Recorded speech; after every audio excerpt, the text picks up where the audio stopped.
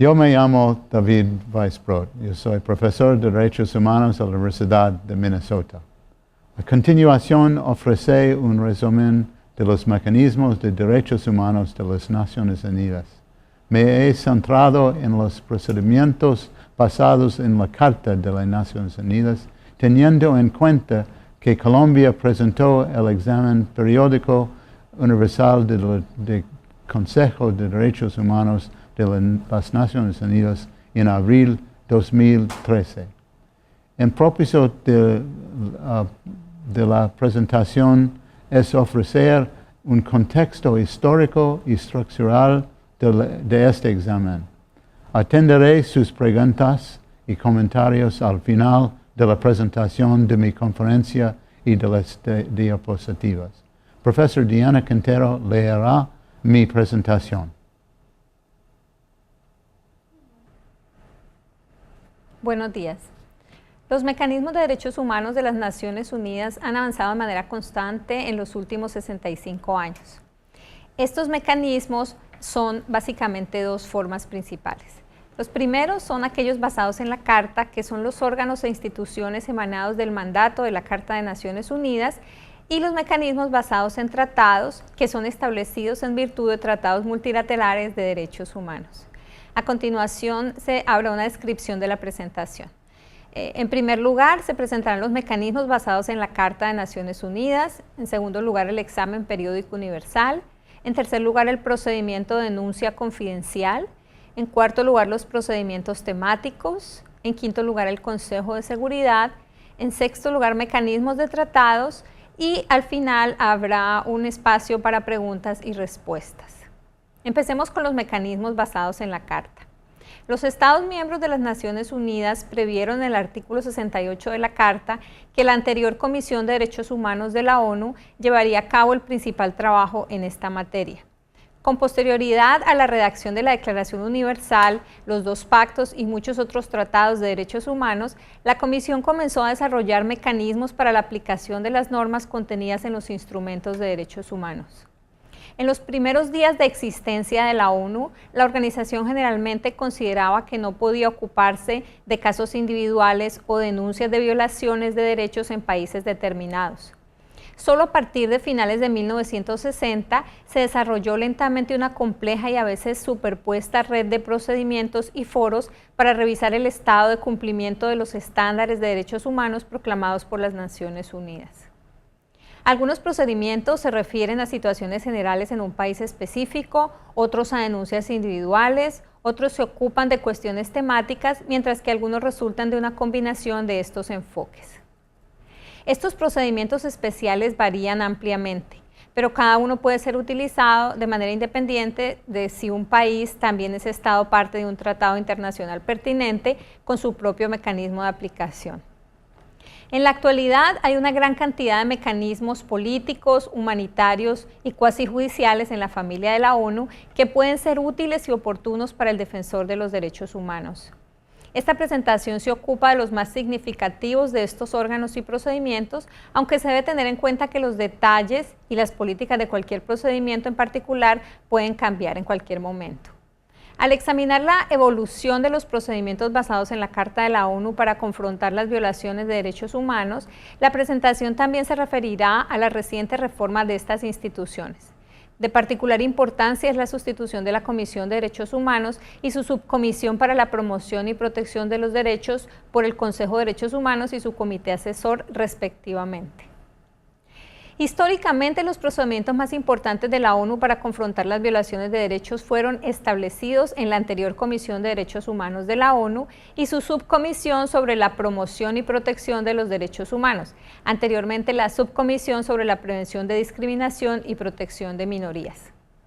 A lo largo de su existencia, la Comisión de Derechos Humanos de la ONU sirvió como una institución útil para el fortalecimiento de la capacidad de la ONU para promover y monitorear los derechos humanos en todo el mundo.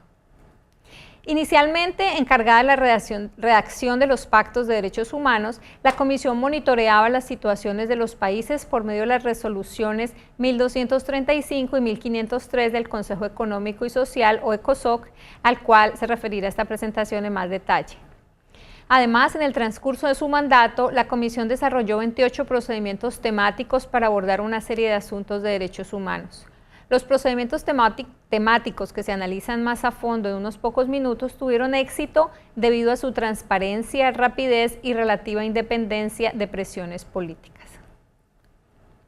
Después de años de gradual avance y de que la Comisión tuviera una creciente influencia, esta comenzó a recibir críticas por su trabajo por parte de varios estados y de organizaciones internacionales, más específicamente por parte del gobierno de Estados Unidos y de la organización no gubernamental Human Rights Watch. Por ejemplo, el gobierno de Estados Unidos y esta organización criticaron la nominación y elección de Najat al-Hajaji, quien es la cuñada del fallecido Muammar el-Gaddafi, para presidir la sesión de la comisión en 2003. Esto fue interpretado como el reflejo del fracaso de la comisión para hacer un trabajo serio de garantía de los derechos humanos. El tema de la escogencia del presidente de la comisión depende de cada grupo regional en forma rotativa.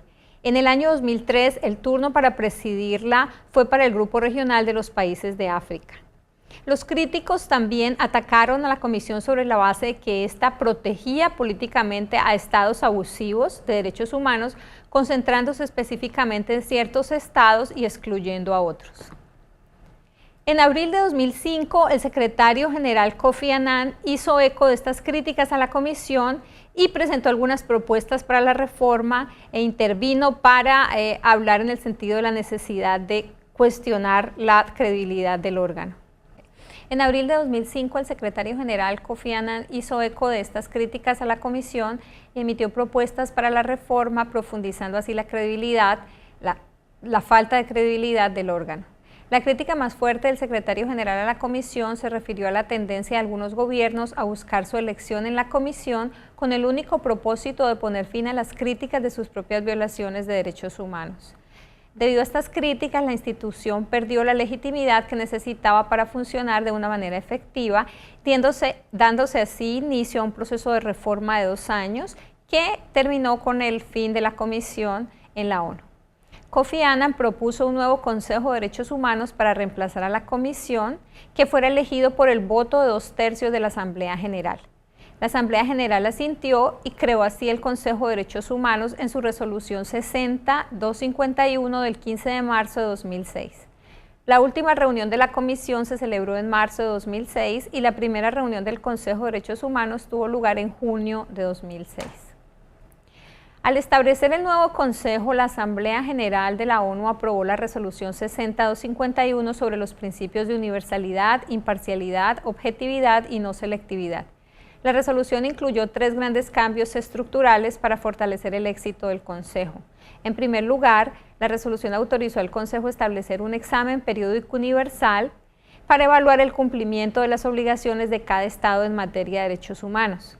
En segundo lugar, las restricciones a los miembros del Consejo evitan que un Estado sirva más de 2 periodos consecutivos de 3 años. Y en tercer lugar, la Asamblea General, con el voto de 2/3 partes, podrá suspender la membresía de un Estado en el Consejo por violaciones graves y sistemáticas de derechos humanos. A pesar de los avances positivos establecidos por esta resolución 60-251, los defensores de derechos humanos no pudieron garantizar mejoras en el sistema y se tomaron una serie de medidas un tanto retrógradas. El nuevo Consejo no podría ser mejor que la Comisión en cuanto al tema de la politización de los derechos humanos. A lo largo del proceso de reforma, muchos de los procedimientos desarrollados paulatinamente por la Comisión, tales como su capacidad de adoptar resoluciones censurando a estados específicos por sus violaciones, fueron socavados. De manera significativa, muchos países de Asia y de África trataban de evitar censuras de los gobiernos en sus respectivas regiones, estableciendo una votación con predominio para África y Asia entre los miembros del Consejo y del Comité Asesor. El resultado fue una disminución en el número de miembros de los estados de Europa Occidental y un aumento de la representación de los países de Asia y África, que juntos comparten el poder efectivo para bloquear o hacer más difíciles las resoluciones a cada país. Después de un intenso debate en el Consejo de Derechos Humanos en junio de 2007, el Consejo determinó que seguiría la práctica de la Comisión de tener un mecanismo específico de revisión de cada país en varios contextos, y se mantuvo los 4 mandatos de relatores especiales que en principio fueron iniciados por la Comisión. El Consejo ha supervisado el lanzamiento de varios nuevos mandatos desde entonces. En la actualidad hay 8 relatores especiales. La propia Asamblea también puede realizar investigaciones en casos políticamente importantes, como lo hizo con respecto a Vietnam del Sur en la década de 1960. Además, la Asamblea General en ocasiones adopta resoluciones sobre determinados países sin establecer un mecanismo de investigación. El Consejo está autorizado para nombrar expertos que ofrecen servicios de asesoría o cooperación técnica a los países que parecen estar en un proceso de transición hacia un régimen más protector de los derechos humanos. Estos expertos pueden ser nombrados por el Consejo o el Secretario General. Aunque estos no informan sobre la situación de derechos humanos en los países de su interés, las organizaciones no gubernamentales en general encuentran que vale la pena que les proporcionen información acerca de las condiciones de los derechos, pues esta información ayuda a evitar que sus actividades sean utilizadas para camuflar continuas violaciones. En junio de 2007, el Consejo ofreció servicios de asesoría por medio de 4 expertos independientes en Costa de Marfil, Haití, Somalia y Sudán. Todos estos mecanismos tienen en común misiones de reconocimiento de los hechos que son promovidas por el Consejo, al cual informan públicamente y de manera anual, siempre y cuando el mandato haya sido renovado. Menos contundentes son las resoluciones sin nombrar un relator o un representante. La Comisión adoptó en 2005 una resolución o decisión sin nombrar un relator o representante en Chipre y en el Golán sirio. En contraste, en 2007 el Consejo adoptó una resolución relativa a la Comisión de Investigación sobre el Líbano. En marzo de 2012, el Consejo estableció una misión de investigación sobre los asentamientos israelíes en los territorios palestinos ocupados y en el Golán sirio. En general, los mecanismos de los países pueden tener en cuenta la información de personas, individuos, grupos o gobiernos. Incluso si sus mandatos limitan las fuentes en las cuales se puede buscar información, no suele considerarse restringida la clase de información que pueden recibir. A menudo ellos van al campo, tratando en lo posible de realizar visitas in situ a sus países y de reunir cualquier posible fuente de información relacionada con su mandato. Pasemos al tema del examen periódico universal. Este examen representa una importante innovación en los mecanismos basados en la Carta de la ONU. El establecimiento de este proceso de revisión representa una respuesta a los gobiernos, principalmente de Asia y África, que criticaron el enfoque selectivo de la Comisión anterior sobre determinadas naciones por sus violaciones de derechos. El examen periódico universal es un proceso de compromiso constructivo con los estados en virtud de su mandato y los principios rectores. El lenguaje de la resolución 60251 de la Asamblea establece un proceso constructivo en el que se emplean las expresiones diálogo interactivo, mecanismo de cooperación, participación plena del país de que se trate. Y los principios rectores que están detrás de todo este proceso son la universalidad, la imparcialidad, la objetividad y la no selectividad. El Consejo se refiere a este examen periódico universal como un mecanismo de fomento de la capacidad de los estados que los ayuda a mejorar los compromisos existentes en materia de derechos humanos deficientemente implementados en sus territorios. El Consejo, a través de la adopción de la resolución 5.1 de junio de 2007, estableció las modalidades del nuevo mecanismo. El examen periódico se realiza por un grupo de trabajo de 47 miembros del Consejo. El proceso de revisión de los 193 Estados miembros de la ONU comenzó hace más de un ciclo de 4 años en el 2008. El grupo de trabajo considera a 16 estados en cada periodo de sesiones y lleva a cabo 3 periodos de sesiones de 2 semanas al año.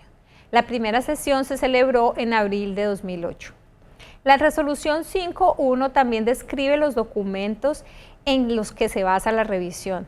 Específicamente, la información preparada por el Estado en consideración, un informe preparado por la ACNUD que recopila información de los diversos tratados, procedimientos especiales y otros documentos de la ONU.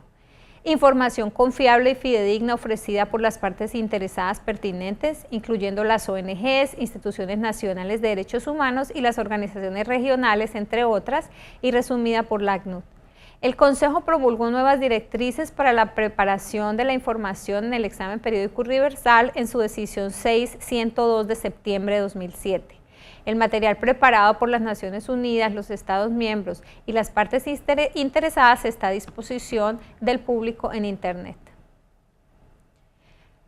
El grupo de trabajo revisa el material y evalúa las condiciones de los derechos humanos en el Estado miembro sobre la base de la Carta de la ONU, la Declaración Universal, los instrumentos de derechos humanos en los que el Estado sea parte y las promesas y compromisos voluntarios asumidos por los Estados, por ejemplo, en la búsqueda de la elección al Consejo.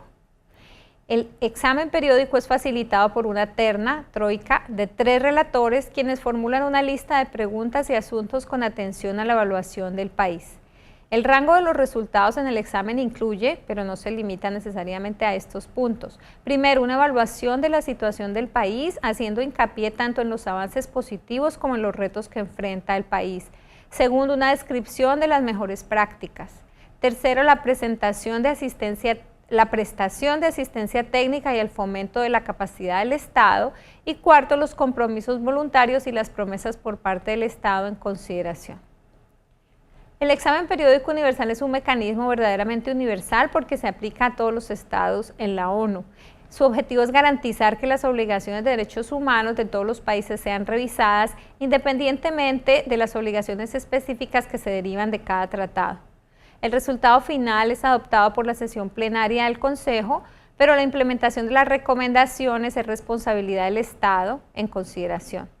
El Consejo espera la colaboración del país objeto de examen y de las partes interesadas en la adopción y aplicación del resultado final. El Consejo hace una investigación caso por caso para un seguimiento específico y los casos persistentes de no cooperación con el grupo de trabajo. El alcance universal de este examen podría callar las acusaciones de doble estándar y la politización que afectaron a la comisión anterior. A pesar de su singularidad y su potencial, el examen periódico requiere una evaluación constante para asegurar su pertinencia, la disposición para centrarse en problemas reales y su efectividad. A pesar de algunas guías provistas en la resolución 5.1 y alguna experiencia temprana, los procedimientos de seguimiento específico y la implementación de las recomendaciones del examen periódico universal siguen sin estar claros. El Consejo debe garantizar además el buen funcionamiento del examen periódico de manera que se evite duplicar el trabajo de órganos de tratados existentes. Existe un grave riesgo de que la revisión de rutina de un gran número de países que se realiza cada año no permita a la comunidad internacional centrarse en los países en los que hay abusos más graves y generalizados. Pasemos al procedimiento de denuncia confidencial. El Consejo considera las situaciones ya no son solamente comunicaciones, en sesión a puerta cerrada. La resolución 1503 lo faculta para hacer un estudio en profundidad o entablar una investigación por un comité ad hoc. No se conoce que se haya creado alguno de estos comités ad hoc. Sin embargo, y al parecer, esto nos ha confirmado públicamente, se han iniciado solo 2 estudios exhaustivos. En la práctica pasada, la anterior comisión desarrolló una amplia gama de técnicas cortas de un estudio exhaustivo para investigar una situación particular, las cuales también son utilizadas por el Consejo. Los principales son, en orden descendiente de gravedad, primero, remitir la situación al Consejo para su examen en sesión pública; segundo, nombrar un experto relator independiente; tercero, pedir al secretario general que establezca contactos directos con el gobierno interesado; cuarto, solicitar al gobierno más información; y quinto, mantener la situación bajo revisión. En cada uno de estos casos la situación se reporta y será considerada al año siguiente. Por supuesto, el Consejo también puede decidir simplemente suspender el examen. En junio de 2007, el Consejo modificó el carácter confidencial del procedimiento de denuncia.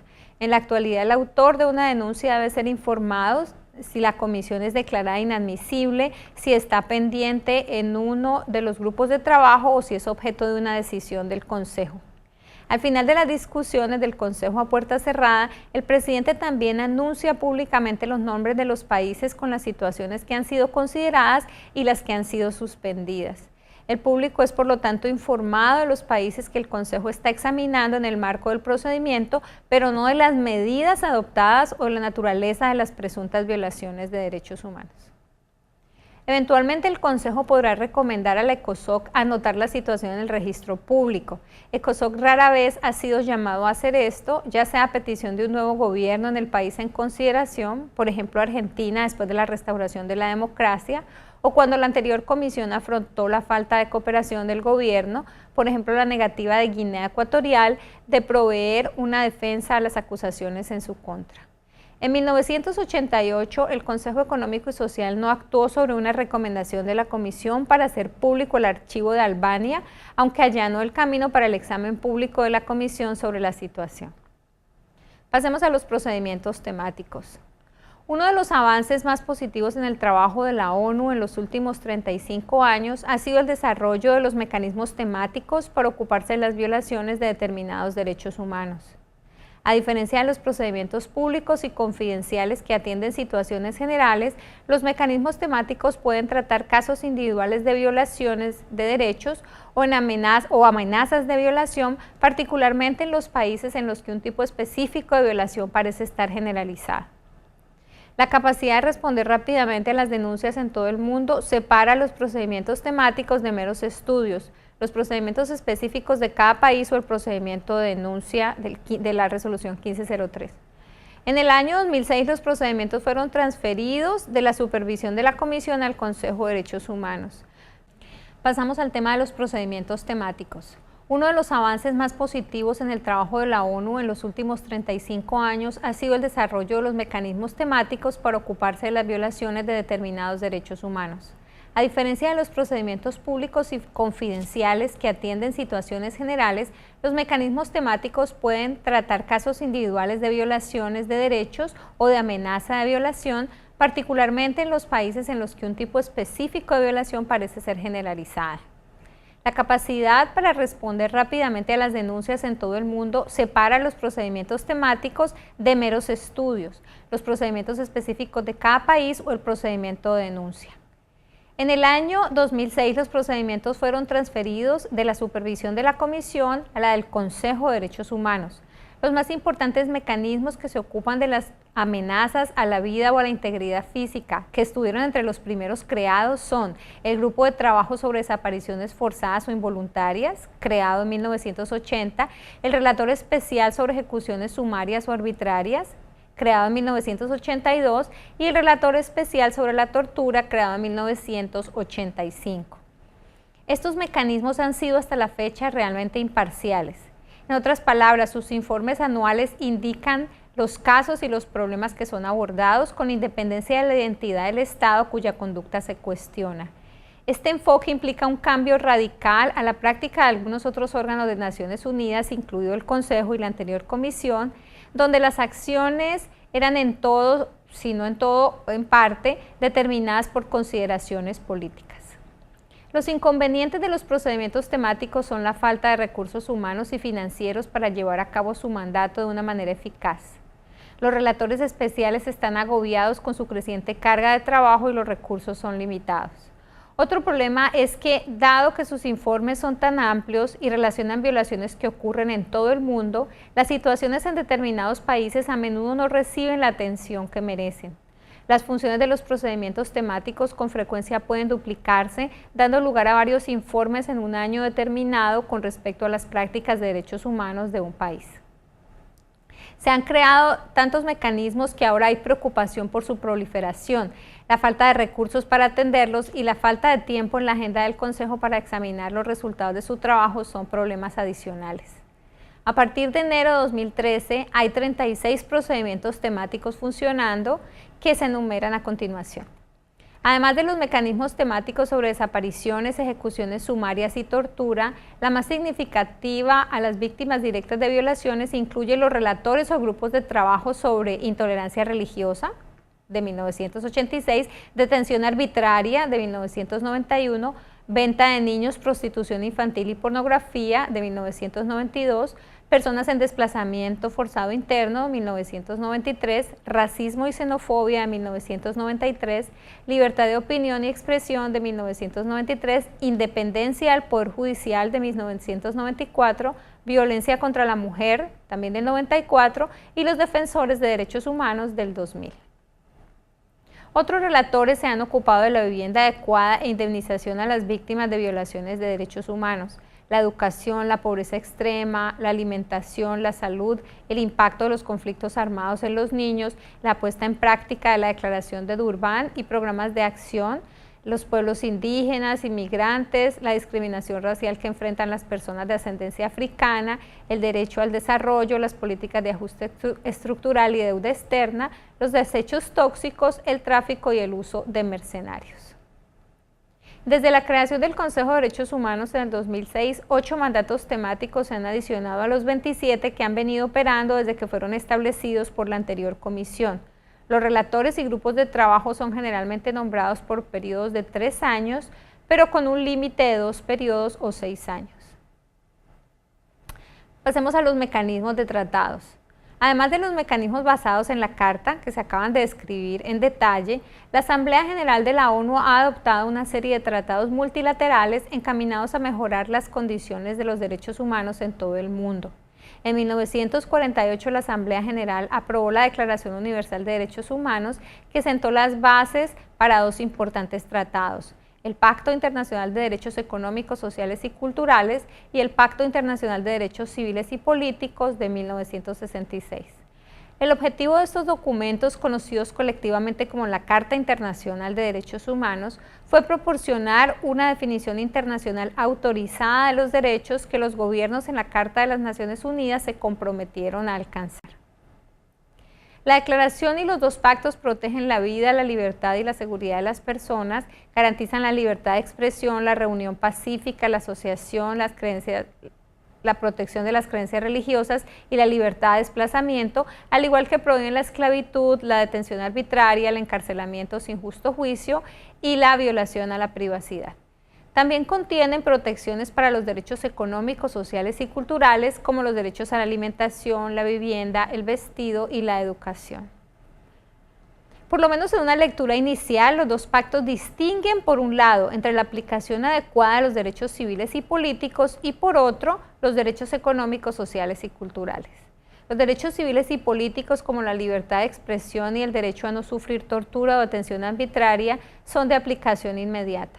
Los derechos económicos, sociales y culturales en general se implementan hasta el máximo de los recursos disponibles, con miras a lograr progresivamente la plena efectividad de estos, por todos los medios apropiados, incluyendo particularmente la adopción de medidas legislativas. Esta distinción puede ser general, no obstante, porque muchos de los derechos civiles y políticos exigen el establecimiento de instituciones y capacidades gubernamentales para lograrlo. Por ejemplo, el derecho a un justo juicio requiere la formación de abogados, jueces y otras personas interesadas en la administración de justicia, lo cual no puede llevarse a cabo de manera inmediata. Por el contrario, hay algunas disposiciones del Pacto Internacional de Derechos Económicos, Sociales y Culturales que prohíben, por ejemplo, la discriminación, las cuales pueden y deben alcanzarse en el mismo grado de inmediatez que los derechos civiles y políticos. Además de la Carta Internacional de Derechos Humanos, la Asamblea General ha promulgado y los gobiernos han ratificado docenas de otros tratados y otros instrumentos relacionados con la discriminación racial, la discriminación contra las mujeres, la prohibición de la tortura y otros maltratos, los derechos del niño, la intolerancia religiosa, los derechos de los defensores de los derechos humanos y los derechos de las minorías, entre otros. Durante la última década, la mayoría de los principales tratados de derechos humanos han logrado, si no toda, casi una aceptación universal. Por lo menos las 2/3 partes de los gobiernos de todo el mundo los han aceptado. Con la ratificación de los 9 principales tratados de derechos humanos, es decir, los 2 relativos a derechos económicos, sociales y culturales, los derechos civiles y políticos, la raza, los derechos de las mujeres, de tortura, los niños, etc. Durante la última década, la mayoría de los principales tratados de derechos humanos han logrado una aceptación universal, por lo menos de las 2/3 partes de los gobiernos de todo el mundo. Con la ratificación de los 9 principales tratados, los gobiernos se comprometen a informar periódicamente sobre su desempeño, a comparecer ante un comité de expertos y a responder a preguntas, a que se evalúe su rendimiento en las observaciones finales de un comité y a producir luego nuevos informes que responden a las preocupaciones de los nuevos órganos de los tratados. Estos tratados son los que se refieren a los derechos económicos, sociales y culturales, los derechos civiles y políticos y cuestiones relativas a la raza, las mujeres, la tortura, los niños, que ha sido ratificado por casi todos los estados, y dentro de estos hay también tratados más recientes y menos ratificados sobre inmigrantes, personas con discapacidad y desapariciones forzadas. La mayoría de los 9 principales órganos de tratados de derechos humanos. Claire, I'm waiting for you. I'm reading the. I'm sorry. It's okay. Okay. La mayoría de los 9 principales órganos de tratados de derechos humanos también pueden recibir y adjudicar denuncias de particulares contra los gobiernos que han aceptado dichos procedimientos. Las decisiones y puntos de vista sobre las denuncias individuales y las observaciones generales de los órganos de tratados han ayudado a construir una jurisprudencia interpretativa considerable en materia de derechos humanos. Por ejemplo, el Comité de Derechos Económicos, Sociales y Culturales ha emitido una serie de comentarios generales que definen el contenido mínimo de los derechos a una vivienda adecuada, alimentos y salud, por ejemplo. En un futuro próximo, otros 2 comités de tratados aceptarán el procedimiento de denuncias individuales. El mecanismo de denuncia del Comité sobre los Trabajadores Inmigrantes entrará en vigor una vez que los 10 estados partes hayan declarado su participación en virtud del artículo 77 del Tratado de los Trabajadores Inmigrantes. Después de muchos años, el Comité de Derechos Económicos, Sociales y Culturales finalmente establecerá un mecanismo de denuncia individual, ya que su protocolo facultativo, es decir, un tratado complementario, fue ratificado por 10 estados en febrero de 2013. Con la ratificación de Uruguay, el protocolo facultativo entrará en vigor el 5 de mayo de 2013. Seguimos con las observaciones finales. Las Naciones Unidas sigue siendo el único foro en el que las violaciones de derechos humanos en cualquier país del mundo, incluso en los que no son miembros de la ONU, pueden abordarse, al menos en teoría. El procedimiento de denuncia confidencial es engorroso y secreto. La participación directa en las sesiones del Consejo y del Comité Asesor en Ginebra puede ser difícil o frustrante y ciertamente es costosa. Involucrar a uno de los redactores temáticos o grupos de trabajo es más fácil y esta estrategia es más probable que conduzca al éxito en los casos individuales. El suministro de información bien fundamentada a un relator de cada país es uno de los medios más eficaces para entrar en el proceso político de las Naciones Unidas, aunque el impacto es necesariamente indirecto. Dependiendo de los vientos políticos predominantes y de la situación financiera de las Naciones Unidas, propuestas para reformar el mecanismo de derechos humanos de la ONU y facilitar o limitar el acceso de las ONG a tal mecanismo se plantean con frecuencia. Por ejemplo, actualmente algunos miembros del Consejo de Derechos Humanos que abogan por la eliminación del sistema de órganos de tratados o la consolidación de derechos humanos, dependiendo de los vientos políticos predominantes y de la situación financiera de las Naciones Unidas, propuestas para reformar el mecanismo de derechos humanos de la ONU y facilitar o limitar el acceso de las ONG a estos mecanismos se plantean con frecuencia. Por ejemplo, actualmente hay algunos miembros del Consejo de Derechos Humanos que abogan por la eliminación del sistema de órganos de tratados o la consolidación de los órganos de tratados en un Tribunal de Derechos Humanos de las Naciones Unidas. A pesar de las críticas de los mecanismos basados en la Carta que proporcionaron el impulso para la creación del Consejo de Derechos Humanos, los avances positivos a largo plazo de los mecanismos de Naciones Unidas deben ser reconocidos. En sus primeros años, la Comisión no consideraba comentarios sobre determinados países durante sus sesiones. Los delegados de la Comisión y representantes de las ONG tenían que hablar de los estados en abstracto, refiriéndose vagamente a las características identificables de un país, pero sin mencionar el nombre de este. El progreso de la Comisión hacia las resoluciones de los países tomó un tiempo considerable. Los esfuerzos para fortalecer la eficacia y la responsabilidad de los mecanismos del Consejo aún pueden ser tímidos en este proceso evolutivo. Los primeros pasos de la reforma no son necesariamente alentadores.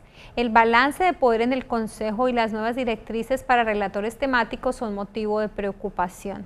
Hay algunos aspectos positivos, sin embargo, de las medidas de construcción institucional del Consejo. Por ejemplo, los cambios al procedimiento de denuncia con respecto a la confidencialidad del proceso probablemente resultarán en un aumento significativo del uso y la visibilidad de la práctica. Además, el Consejo puede fortalecer la credibilidad y la visibilidad del examen periódico universal, permitiendo que las prácticas de derechos humanos de cada país sean igualmente examinadas. No obstante, incluso este examen periódico puede suponer un peligro a deslegitimar otros aspectos de los procedimientos del Consejo. En el proceso inicial de elaboración del examen periódico universal, activistas de derechos humanos temían que el establecimiento de este examen llevaría al desmantelamiento de las resoluciones sobre países, relatores de los países, al procedimiento de resolución 1503 e incluso a los mecanismos de presentación de los informes de estados de los órganos de los tratados.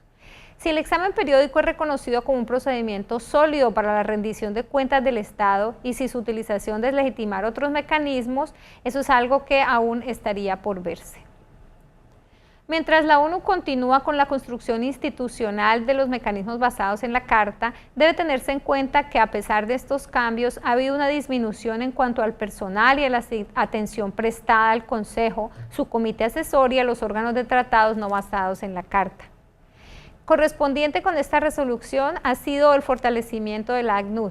El ACNUD ha hecho declaraciones sobre una serie de cuestiones temáticas y asuntos específicos de los países independientemente de las instituciones políticas del Consejo. En la medida que la ACNUD sea políticamente independiente, se aumentará su capacidad de presentar de manera competente los asuntos normalmente tratados en las resoluciones nacionales o los procedimientos temáticos. El fortalecimiento de la ACNUD es sin duda un avance positivo en los esfuerzos de la ONU para proteger los derechos humanos en todo el mundo. La independencia y la integridad de los procedimientos temáticos del Consejo de Derechos Humanos son, sin embargo, necesarios para responder a las preocupaciones de derechos de una manera integral, imparcial y eficaz. Sin importar cuántas reformas sean adoptadas o cuántos procedimientos sean modificados, ningún país es obligado a responder a las solicitudes de información de las Naciones Unidas o a tomar en cuenta las resoluciones de la ONU. No obstante, las delegaciones diplomáticas dedican considerable tiempo y energía a evitar la observación o investigación por parte de las Naciones Unidas y el impacto de los debates en el Consejo de Derechos Humanos sobre la situación general de los derechos humanos en un país no deben ser subestimados. Incluso, aunque solo sea porque los propios países prestan tanta atención a los asuntos de derechos humanos planteados en las Naciones Unidas, las ONG deben ser conscientes de los foros y de los procedimientos de Naciones Unidas y tratar de utilizarlos de la manera más eficazmente posible. Muchas gracias por su tiempo y atención. Y se atenderán en la conferencia preguntas y comentarios.